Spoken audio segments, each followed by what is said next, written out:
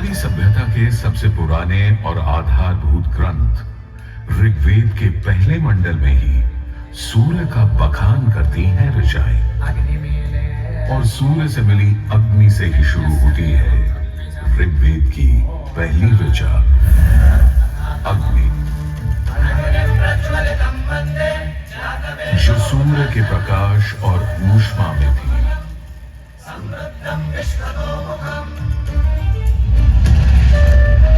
अग्नि, जो दावानल और ज्वालामुखी में प्रलयंकारी विध्वंसक के रूप में विद्यमान थी। अग्नि, जो चौखट पर पहरेदार तथा चूल्हे में एक मित्र के रूप में भी मौजूद थी।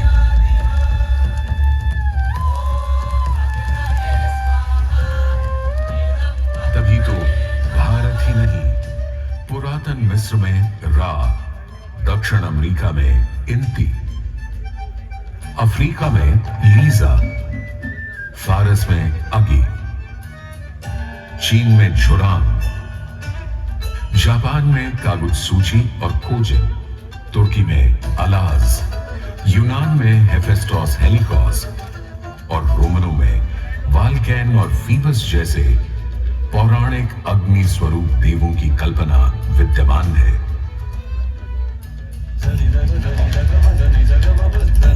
भारत में मान्यता है सूर्य ऋषि कश्यप और अदिति का पुत्र है।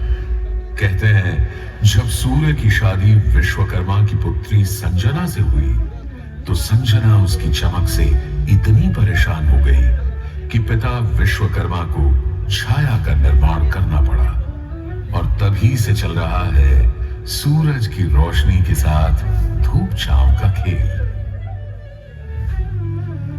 उन्होंने सूर्य के कुछ टुकड़े काटकर उसी से काट दिए थे भगवान विष्णु का चक्र, शिव का त्रिशूल,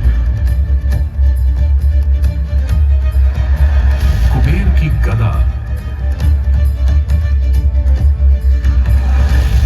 और कार्तिकेय का भाला।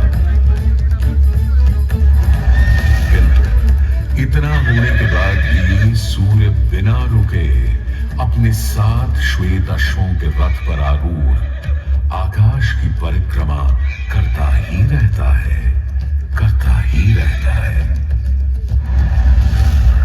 असल में हमारे मानव बनते और 2 पैरों पर खड़े होते ही हम समझ गए थे सूर्य का प्रचंड प्रताप और प्रकाश, उसकी जीवनदायिनी शक्ति हर पल बदलते संसार में, हर रात घटते बढ़ते चांद वाले आकाश में केवल एक सूर्य ही है जो हर रोज सही समय पर उदय होकर हमारी दुनिया को जगमग, जागृत और जीवित कर देता है और हमें एक अवश्यंभावी स्थायित्व का आभास देता है।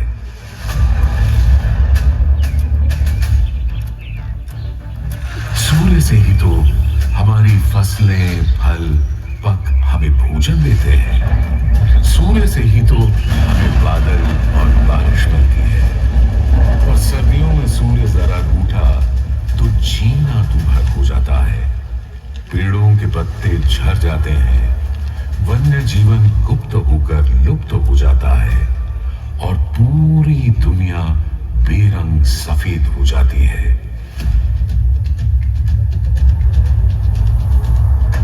सूर्य ही तो सारे संसार को ऊष्मा, ऊर्जा और ओज से ओतप्रोत करता है। इसीलिए तो ऋग्वेद में कहा है कांतिमय ईश जनों का मुख प्रकट हुआ है सूर्योदय के साथ। हे ईश्वर, इस आदित्य के उदय के साथ हमें अंधकार, दुर्भाग्य और पाप दोषों से भी बंधन मुक्त कर देना आज।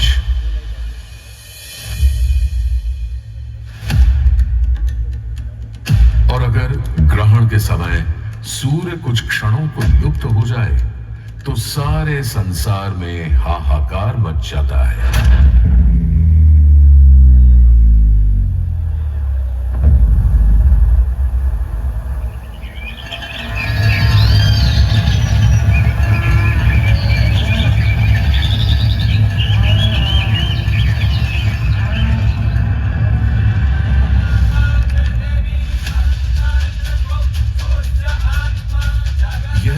के अनंत गुणों का प्रभाव ही तो है कि सारे संसार में आदिकाल से सूर्य की अर्चना, आराधना और सूर्य मंदिरों का निर्माण होता रहा है।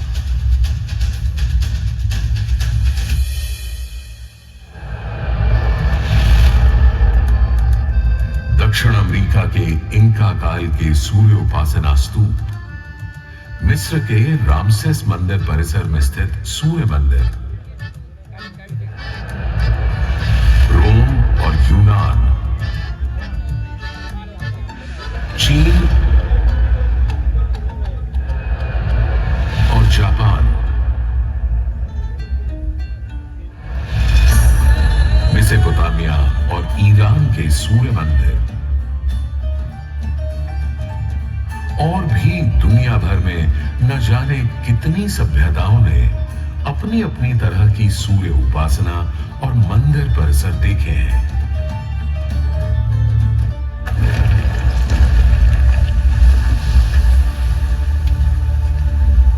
उत्तर में कश्मीर में बना मार्तंड मंदिर, जहां भारत भर के मंदिर परिसरों में सबसे विशाल है, पूर्व में ओडिशा का कोणार्क मंदिर सबसे वैभवशाली,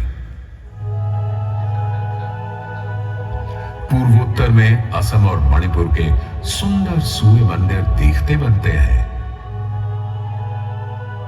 तो दक्षिण में तमिलनाडु, केरल, कर्नाटक आदि के सूर्य मंडप अपनी अलग छटा रखते हैं। उधर उत्तराखंड, उत्तर प्रदेश, बिहार, मध्य प्रदेश, हरियाणा और हिमाचल में भी सूर्य मंदिरों की हार माला सी बनी है।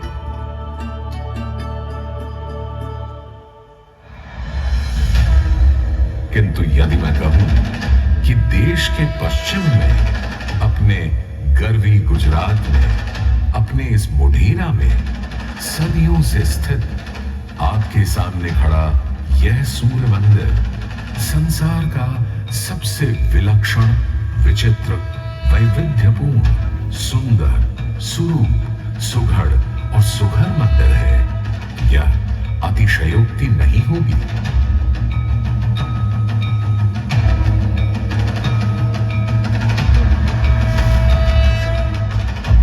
ग्यारहवीं सदी में चालुक्य घराने के सूर्यवंशी सोलंकी सम्राट भीमदेव प्रथम ने तो यहां एक चमत्कार ही कर दिखाया। सम्राट भीमदेव प्रथम एक बड़े वीर और प्रतापी राजा थे। एक तरफ उन्होंने सोमनाथ का मंदिर तोड़ने वाले महमूद गजनवी से टक्कर ली और उसके तोड़े सोमनाथ को दोबारा से खड़ा किया, तो वहीं पूरे गुजरात में तमाम नए किले, मंदिर, तालाब और वाव बनवाए। उनके अद्भुत शिल्प प्रेम के आज तक साक्षी हैं सिद्धपुर का रुद्र महालय, पाटन का सहस्त्रलिंग तालाब, आबू और देलवाड़ा के मंदिर। वहीं उनकी प्रिय पत्नी रानी उदयमती ने बनवाई थी रानी की वाव।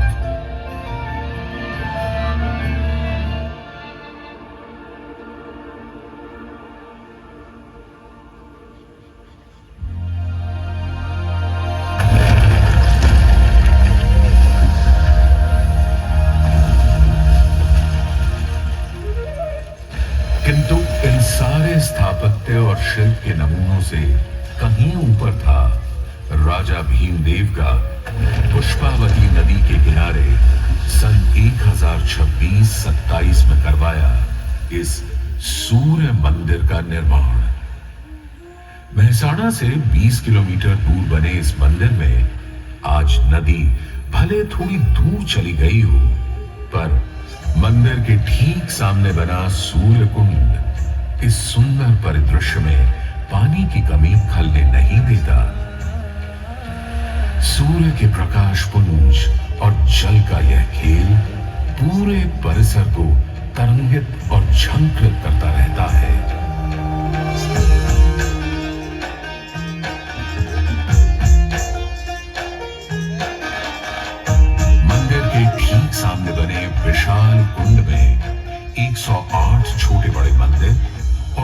की विविध देवी देवताओं की मूर्तियां इस मंदिर को एक अलग खास चरित्र दे देती हैं। इसका एक और नाम है रामकुंड। और क्यों ना हो, जबकि यहां विस्तृत धर्मारण्य वन क्षेत्र में ही श्री राम ने मोढेरक का निर्माण करवाया था। इस कुंड के पानी में मंदिर इस तरह प्रतिबिंबित होता है कि लगता है मानो अग्नि और जल घुल मिलकर कोई खेल खेल रहे हो।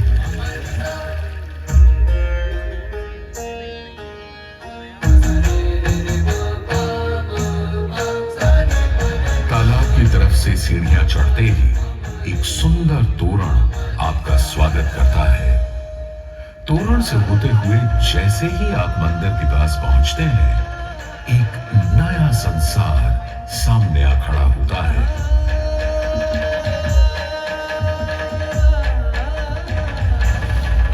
मंदिर के सभा मंडप के सोपान पर बने 12 खंभे साल के 12 मास दिखाते हैं, तो 12 आदित्य और 12 गौरी भी यहां पत्थर पर उकेरी गई है। सूर्य देव को समर्पित इस मंदिर में शिव, विष्णु और ब्रह्मा भी विद्यमान है। और इस मंडप के हर कोने में खड़े हैं 10 लोकपाल, यानी इंद्र, वायु, अग्नि और कुबेर जैसे देव। आज भी हजारों तीर्थयात्री यहाँ उत्तरार्ध महोत्सव मनाने और सूर्य को प्रणाम करने आते हैं।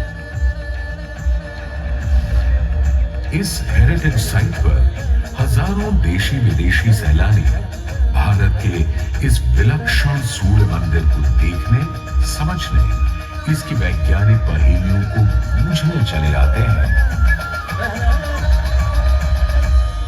संसार और विशेषकर भारत में बने अधिकतर सूर्य मंदिरों की तरह मोढेरा के मंदिर को बहुत वैज्ञानिक सोच समझ से बनाया गया है।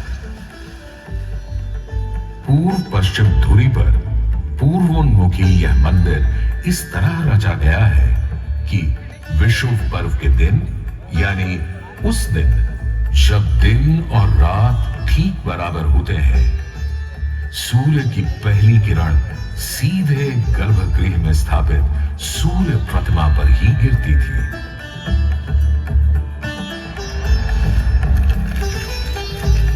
आज हमने सूर्य की कृपा को एक अलग तरह से भी बटोरना, सहेजना और संभालना शुरू कर दिया है, सोलर पावर या सौर ऊर्जा के रूप में। आज जब हमें अपनी धरती और पर्यावरण को खनन और प्रदूषण से बचाना है, तो ऐसे में भी सूर्य देवता ही तो हमारे सबसे बड़े मित्र बनकर सामने प्रकट हुए हैं। यहां बैठकर जो शो आप देख रहे हैं, वो भी दिन में इकट्ठी की गई सौर ऊर्जा से ही चल रहा है। और क्यों ना हो, जब हमारा भारत प्रधानमंत्री आदरणीय नरेंद्र मोदी जी के प्रोत्साहन और नीतियों से दुनिया का चौथा सबसे बड़ा सौर ऊर्जा बनाने वाला राष्ट्र बन गया है।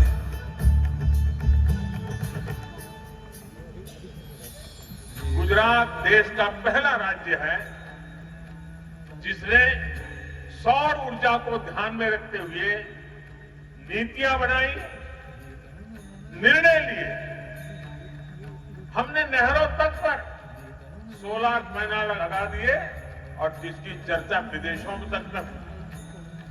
आज भारत रिन्यूएबल एनर्जी के उत्पादन के मामले में दुनिया की चौथी बड़ी ताकत है, दुनिया की।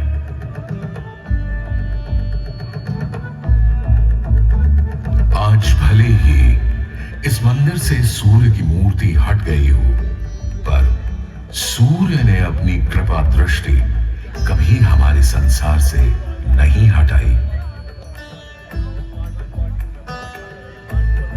हम तो बस मोढेरा के सूर्य मंदिर में फिर आए हैं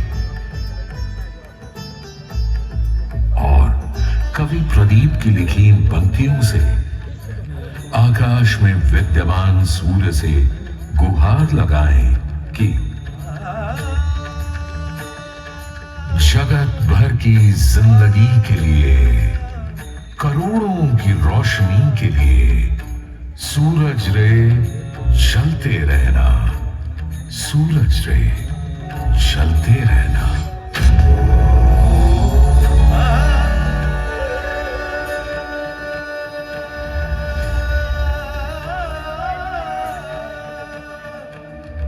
ॐ सूर्याय